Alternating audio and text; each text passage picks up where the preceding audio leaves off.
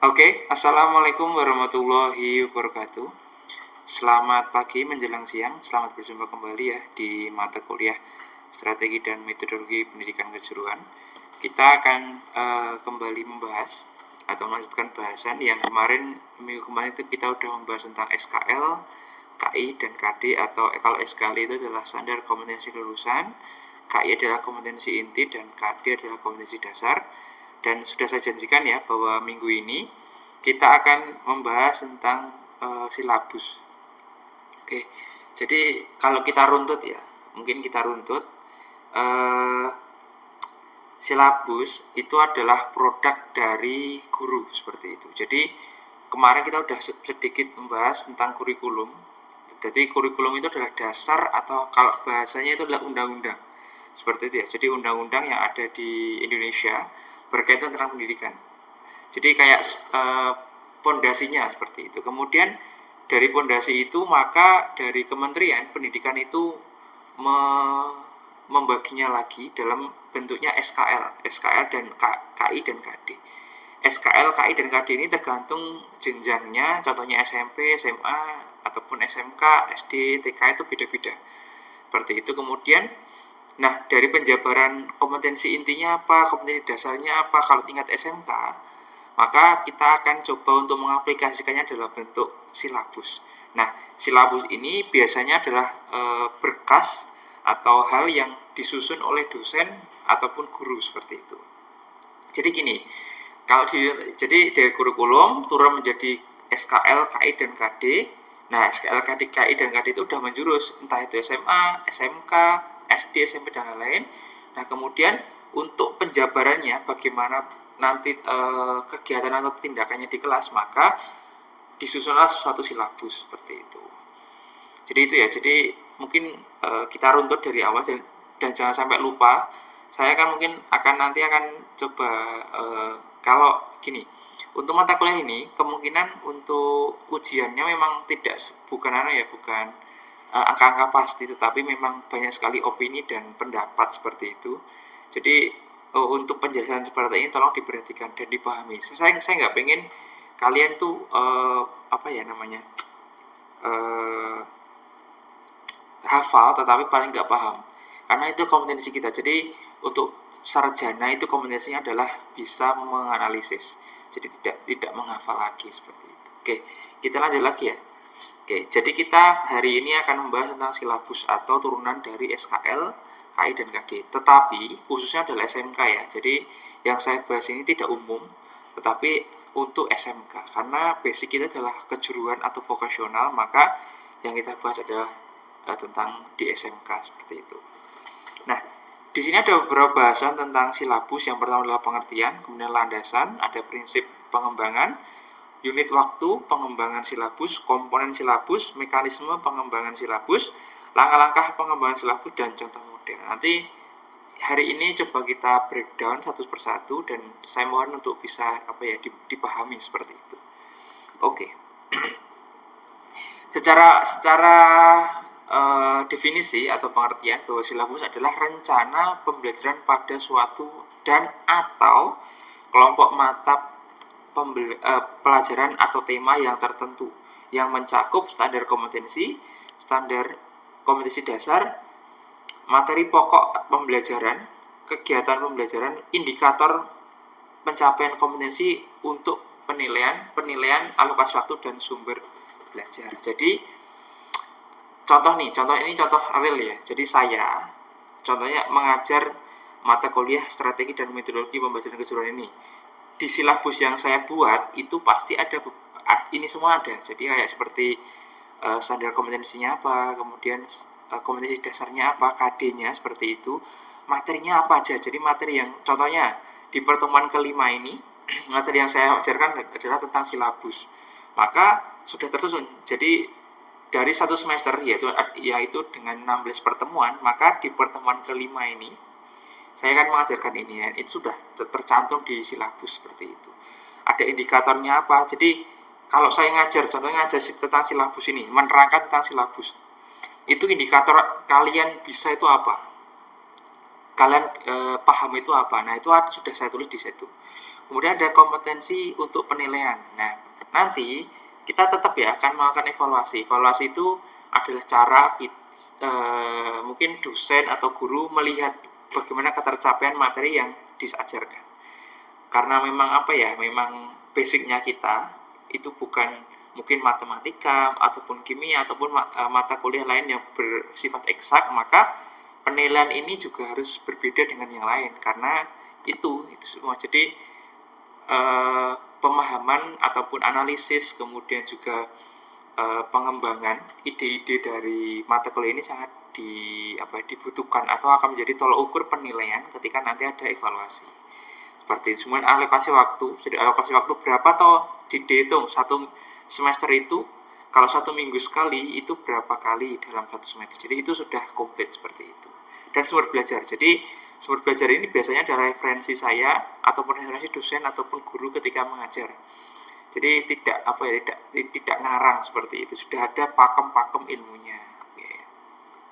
Nah, ini landasannya ya. Jadi memang yang kalian yang mau berkarir di bidang pendidikan pasti tahu bahwa landasan ini adalah landasan yang sudah menjadi undang-undang seperti. Jadi kewajiban untuk membuat silabus dan lain sudah ada tercantum di sini. Oke. Saya lewati aja. Nah, ini juga ada PP nomor 19 tahun 2005 pasal 17 ayat kedua seperti itu. Nih ya, ini mungkin kalaupun penting mau dicatat seperti itu. Jadi bisa dipelajari sendiri seperti itu. Oke. Nah, ini juga ada banyak ya. Nah, kita coba tadi udah pengertian kemudian landasan hukumnya. Oke. Kita coba untuk melihat silabus itu seperti apa. Seperti itu. Jadi apa kompetensi yang harus dikuasai siswa, bagaimana cara mencapainya, dan bagaimana cara mengetahui pencapaiannya. Nah, jadi silabus itu adalah suatu rencana ya. Silabus itu kan rencana yang dilakukan oleh seorang pengajar untuk 1 semester ke depan. Biasanya 1 semester seperti itu. Nah, di dalamnya itu ada beberapa hal yang seperti tadi ya, ada indikator dan lain-lain. Nah, prinsip-prinsipnya untuk pengembangannya itu ada ilmiah. Jadi semuanya ini berbasis penelitian ataupun pengembangan seperti itu, dan relevan itu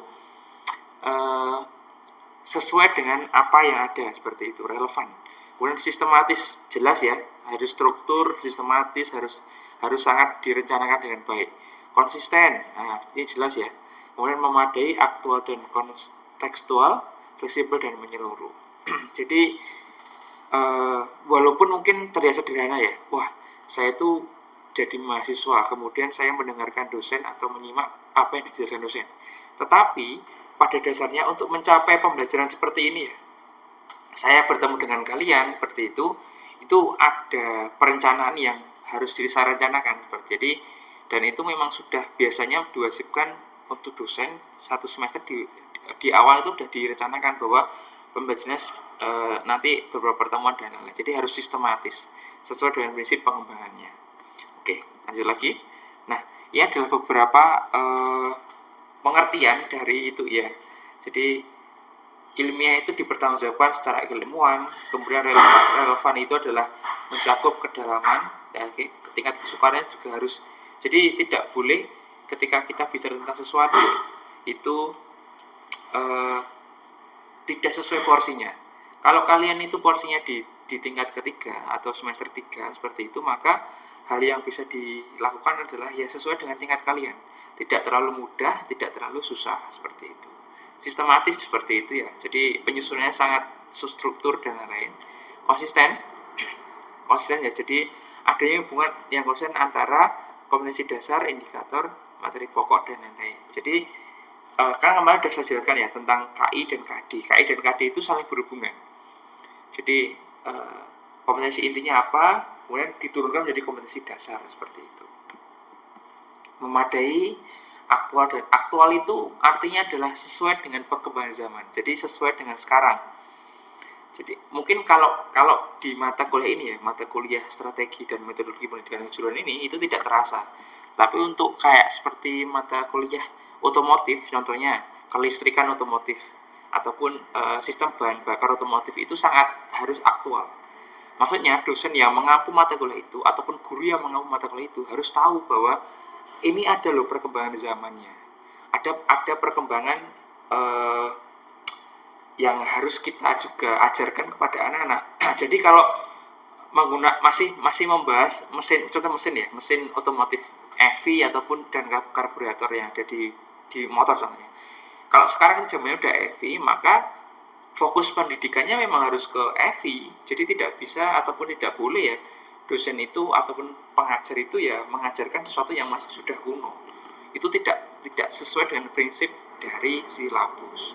Sehingga memang harus ada yang namanya update materi, update pengetahuan, tidak cuma dari siswa ataupun mahasiswa, tapi juga dari dosen seperti itu. Itu ya. Fleksibel. Nah, ini fleksibel ya. Fleksibel ini juga berpengaruh pada perkembangan silabus. Jadi kalau secara definisi, fleksibel ini artinya adalah keseluruhan komponen silabus dapat mengakomodasi keragaman peserta didik serta dinamika perubahan yang terjadi di sekolah dan tuntutan masyarakat. Jadi apa ya? Kita tahu ya bahwa kita itu heterogen. Jadi ada yang dari Sumatera, ada yang dari Kalimantan dan lain-lain, ataupun dari Jawa sendiri. Nah, silabus ini diharapkan dapat dinamis, jadi tidak mengistimewakan salah satu ras atau suku, tetapi juga semua itu harus dapat diajarkan dengan rata seperti itu. Oke, kemudian menyeluruh itu ya pasti apa-apa yang ada di silabus itu saling melengkapi dan mencakup semua seperti itu. Dan untuk setiap mata kuliah ya pasti ada yang namanya kognitif, afektif, dan psikomotorik. Jadi ini tuntutan atau hal yang bisa dilakukan oleh dosen atau guru ketika capaian yang harus dicapai itu apa. Paling enggak 3 unsur ini, kognitif, afektif, dan psikomotorik seperti itu. Ya, unit waktu. Ini mungkin panjang ya, tetapi pada dasarnya unit waktu ini didasarkan pada jenjang waktu tertentu. Biasanya paling rendah itu adalah 1 semester per semester ya. Jadi per semester itu pasti direncanakan. Berapa pertemuannya direncanakan.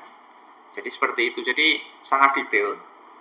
Dan itu disusun di awal. Sehingga kita tahu bahwa, oh ternyata ketika kita belajar tentang ini, belajar tentang contoh mata kuliah ini ya, pada dasarnya saya merencanakan itu 16 pertemuan. Jadi dan ini masuk ke berapa ini pertemuan ke-5 atau ke-6 ya, seperti itu. Nah, itu sudah direncanakan. Tetapi memang ada beberapa silabus yang itu pembuatannya per tahun seperti itu. Ada pada beberapa.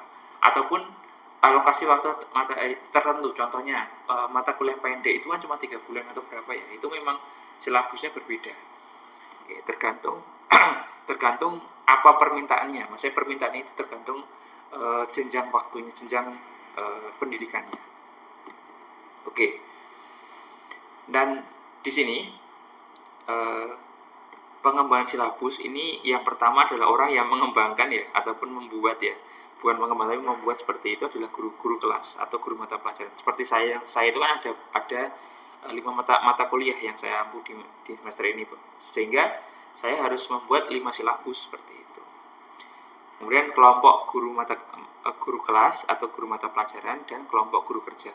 Biasanya ini digunakan oleh kalau kalian tahu ya di SMK itu ada yang namanya team teaching atau guru-guru yang memang dijadikan satu kelompok untuk mengajar suatu mata pelajaran seperti itu. Biasanya ya memang pembuatan silabusnya tidak individual. Kalau yang kayak nomor 1, nomor 2 ini adalah biasanya individual. yang ketiga ini biasanya adalah kelompok. Jadi satu silabus untuk beberapa guru seperti itu. Tapi itu tergantung kebijakan sekolah seperti. Kalaupun gini, kalau mata kuliah itu terlalu berat untuk satu dosen atau satu guru, kemudian juga dibentuk tim teaching, yang tim itu digunakan beberapa orang untuk mengajar kelompok anak seperti itu, maka ya perlu yang adanya silabus tetapi disusun secara bareng-bareng seperti itu ya. Nah, ada beberapa ini nanti ini 1-8 ini akan saya tampilkan di contoh ya. Silakan nanti kita jelaskan di slide selanjutnya.